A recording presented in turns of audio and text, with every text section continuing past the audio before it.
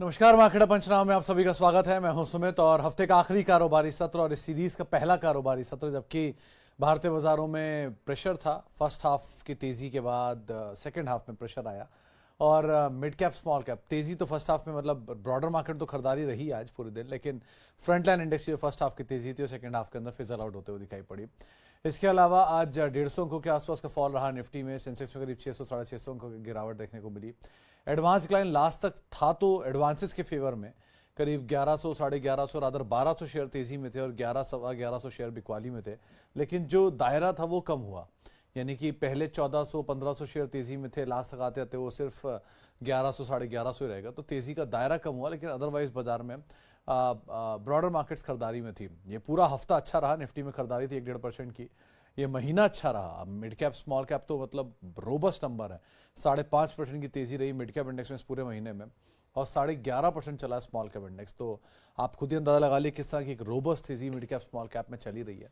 सो वो तेजी कंटिन्यू है। कमोडिटी बेस्ड सेक्टर में तेजी थी, यानी मेटल में खरीदारी चली रही है। थोड़ी सी लगातार तेजी जो बाजार में बनी थी वो आज प्रॉफिट टेकिंग की चपेट में आया, मुनाफा वसूली थी। आज चला टेक महिंद्रा। नंबर्स उतने अच्छे नहीं थे लेकिन कमेंट्री बहुत अच्छी थी तो उसके ऊपर चल गया। आज टूटा बजाज फाइनेंस। नंबर खराब थे और सिटी का डाउनग्रेड था, उसका भी एक इम्पैक्ट देखने को मिला। एल&टी इन्फोटेक माइंडट्री जो अनुमान लगा के चल ही रहे थे कि खराब नंबर आएंगे, एक आध दिन रेस्ट लेगा और उसके बाद से वापस चलना शुरू हो जाएगा, तो आज L&T infotech Mindtree and Oracle दोनों ही उलट चलते हुए दिखाई पड़े अपने नंबर्स के ऊपर। इसके अलावा आज बाकी न्यूज़ फ्लो में एल&टी टेक वीक नंबर, उसका रिएक्शन था, बहुत स्ट्रांग वीक नंबर देखने को मिले। बाकी बहुत स्ट्रांग रिएक्शन था वहाँ पे। बाकी oil and gas, IT, realty, ये सब सेक्टर जो थे आज तेजी में चलते हुए दिखाई पड़ ही रहे थे। तो नंबर्स के रिएक्शन, मोतीलाल ओसवाल में बोनस आ गया, नंबर भी अच्छे आए थे। इसके अलावा श्री राम फाइनेंस के नंबर बेटर थे तो उसका रिएक्शन लास्ट आवर में आप ब्रोकरेज हाउस के रिपोर्ट्स देखते हैं। मारुति के नंबर्स पेंडिंग अभी आएंगे 4 बजे की रेंज में कहीं। इसके अलावा जो इंपॉर्टेंट नंबर्स आने वाले हैं उसमें आईसीआईसीआई बैंक है, अल्ट्राटेक है, आईडीएफसी बैंक है, इसके अलावा ट्रेंट है, टाटा केमिकल है। इन सब नंबरों के ऊपर आपको नज़र बना के रखनी होगी। और धीरे धीरे अब हम जिस महीने में उतर रहे हैं वो महीना वैसे ही बहुत वॉलेटाइल होने वाला है, तो ज़रा उस हिसाब से भी आपको अपनी रणनीति बना के रखनी होगी। थोड़ा ज़्यादा वॉलेटिलिटी वहाँ पर उम्मीद आकर चलिएगा। आमतौर पर कहावत है sell in May and go away. Let's see कैसा काम होता है बाजार में sell in May and go away का, लेकिन अदरवाइज अभी के लिए हाँ थोड़ा वॉलेटाइल सेशन जरूर देखने को मिलेगा। ओके, अब सवाल जवाब का सिलसिला शुरू कर लेता हूँ और बातचीत कर लेता हूँ कुछ सवालों को लेकर जो कि अलग अलग माध्यमों से आते हुए दिखाई पड़ रहे हैं। गौतम ठाकुर साहब का सवाल है, sir I am holding SW solar 580 रुपये के दाम पर, टाटा स्टील 140 रुपये के दाम पर, Zomato, GMR infra, Ashok Leyland. Sir इतनी लंबी सूची तो नहीं डिस्कस कर पाऊंगा ठाकुर साहब, लेकिन SW सोलार में आप बने रहो। इस क्वार्टर के नंबर अच्छे थे। डेट का एक बड़ा रिडक्शन कंपनी ने किया इस क्वार्टर में और शायद वो अभी प्रिवेल भी करना चाहिए। तो ये क्वार्टर में आप होल्ड करो और तेज़ी के साथ राइड करो, बट अगेन एक सब्सटेंशियल गेन के बाद आप थोड़ा कैपिटल निकाल के बाकी आप पोजीशन में बने रहना। और रही बात टाटा स्टील की, तो 130 135 आपका स्टॉप रहेगा। जो अभी खरीदारी का दाम है वही आपका स्टॉप है और आप होल्ड करो और धीरे धीरे ट्रेल करते जाओ जैसे जैसे नंबर्स के साथ ये चल रहा है, क्योंकि मेटल साइकिल इंप्रूव हुई है और जैसे जैसे मेटल के प्राइसेस भाग रहे हैं, मेटल कंपनियों के प्राइसेस भी भाग रहे हैं। सो अभी के लिए तो आप बने रहो दोनों में and wait and watch is better choice. Tata steel के केस में भी थोड़ा ऊपर के लेवल पे अपना कैपिटल थोड़ा सा बुक कर लेना, लेकिन अभी के लिए एटलीस्ट आप बने रहो।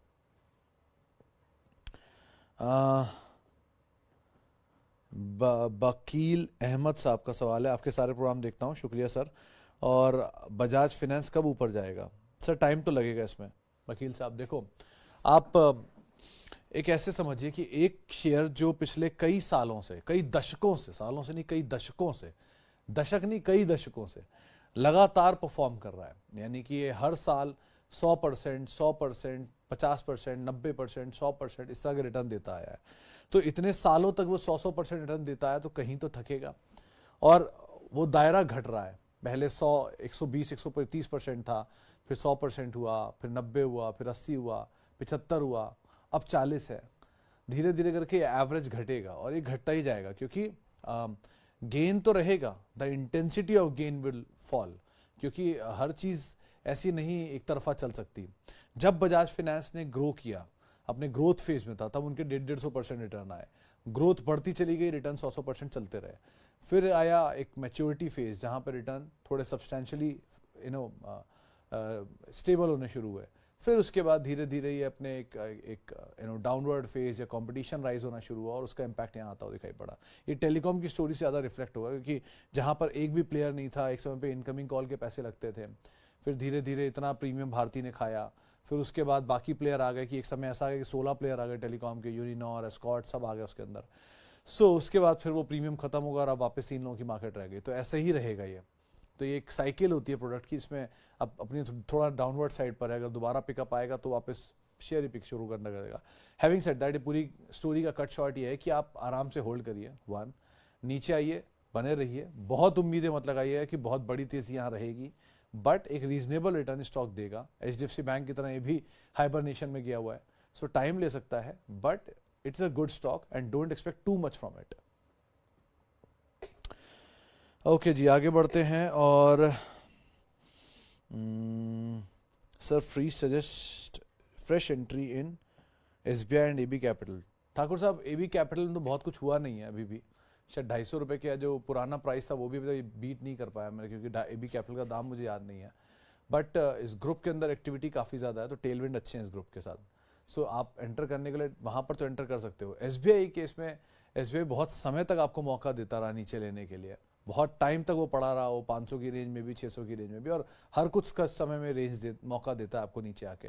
तो आपको जब भी वो मौका मिले, अभी इलेक्शन की इवेंट्स हैं, इलेक्शन का आउटकम अगर ख़राब आता है या अनुसार पे नहीं आता, निर्धारित समय पे नहीं या निर्धारित लाइंस पे नहीं आता, तो शायद रिएक्शन आएगा, उस रिएक्शन का इस्तेमाल करके आप एंटर कर सकते हो। लेकिन मतलब क्वालिटी वाइज SBI में तो कोई डाउट ही नहीं ऑब्वियसली, बट फिर भी आप अगर लेना चाह रहे हो तो आपको नीचे के लेवल वहाँ मिल जाएंगे। AB कैपिटल के इसमें बस मोमेंटम का राइड करना, क्योंकि ये ग्रुप अभी टेलविंड में है।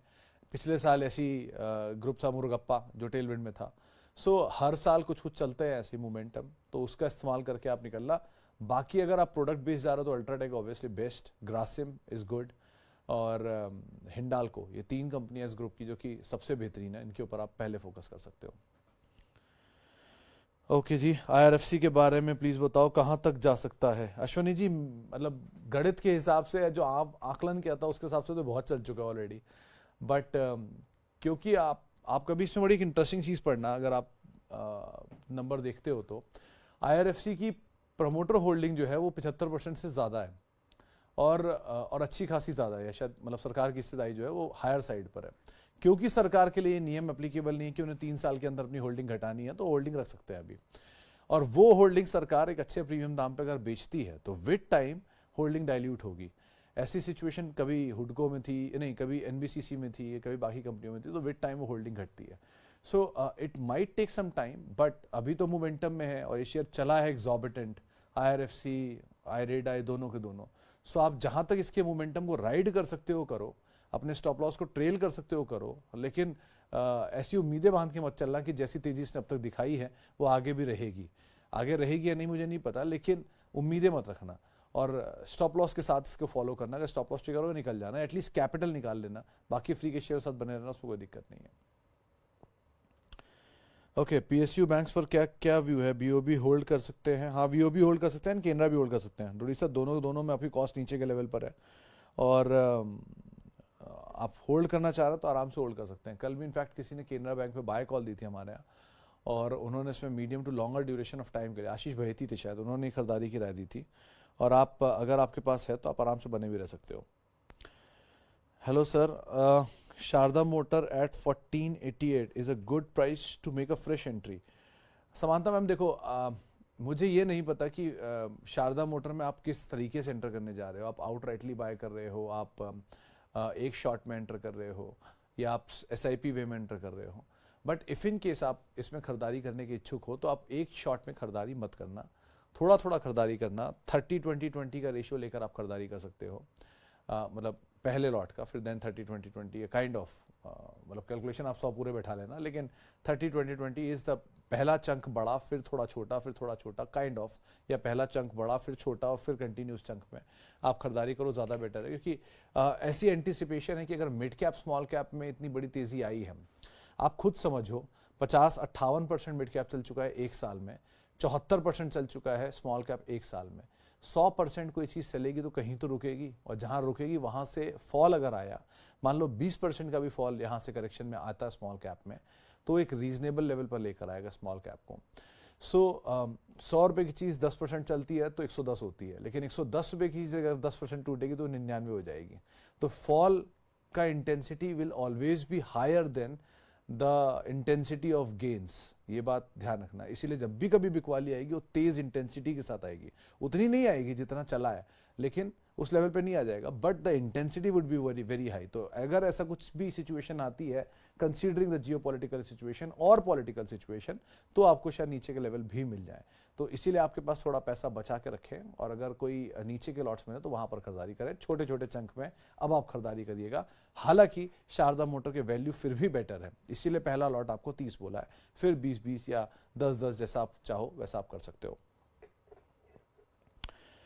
Okay, sir. Any stock that can be added at CMP?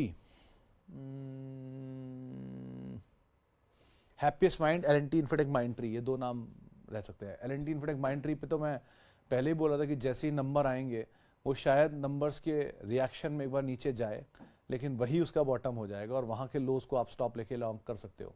और आज आपने रिएक्शन देख ही लिया होगा, 4-5% की तेजी आई है। Even Tech Mahindra is sounding good, but आज बहुत चल गया है, लेकिन नीचे मिल जाए तो ज़्यादा बेटर है। सो L&T इन्फोटेक माइंडट्री और Oracle, ये दो नाम ठीक लग रहे हैं। इनमें अब बहुत ज़्यादा डाउनसाइड की पॉसिबिलिटी शायद नहीं है, क्योंकि बुरी चीज़ को ऑलरेडी डिस्काउंट करके बैठे हैं। एंड हैप्पीएस्ट माइंड अभी नंबर अवेटेड है, तो अगर नंबर नीचे मिल जाए तो ज़्यादा बेटर है। बट IT में पॉसिबिलिटीज़ है कि शायद थोड़ा बेटर साइड सिचुएशन बनते हुए दिखाई पड़े, but still wait and watch is better. जहाँ जहाँ नीचे लॉट मिलते जाएँ वो ज़्यादा अच्छा रहेगा आपके लिए।